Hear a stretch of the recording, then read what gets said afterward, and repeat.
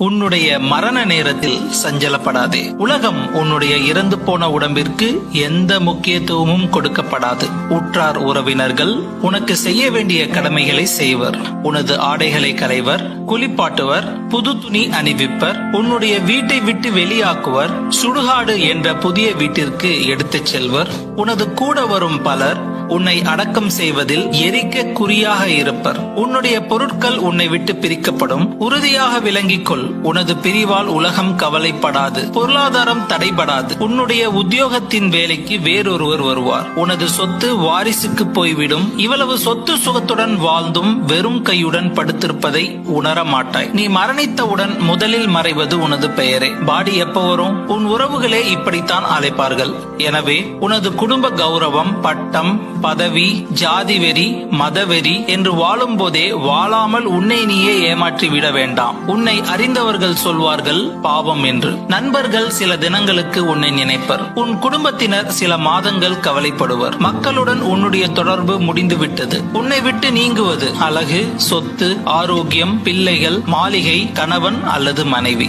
உனது ஜீவனுக்கென்று எதனை தயாரித்து வைத்துள்ளாய்? எனவே இவ்விஷயங்களில் ஆசை வை. ஏழைகளுக்கு உதவு, உறவினர்களோடு நேரம் செலவிடு, பெற்றோர், பிள்ளைகள், கணவன், மனைவி இவர்களுடன் சந்தோஷமாயிரு. பணத்தை தேடி ஓடாதே, புகழை தேடி ஓடாதே, நிம்மதியை மட்டும் தேடு. அதுவும் உனக்குள்ளே தேடு. யாருக்கும் கெடுதல் செய்யாதே. வஞ்சகம், பொய், துரோகம், எதிரியை உருவாக்குதல், பொறாமை, கொலை, தீவிரவாதம், பிடிவாதம், விட்டு கொடுக்க முடியாத மனம் இவற்றையெல்லாம் மறந்து மனிதனாய் வாழ கற்றுக்கொள்ள வேண்டும். மனிதம் போற்றும் ஒவ்வொரு மனிதர்களுக்கும் இந்த காணொளி சமர்ப்பணம்.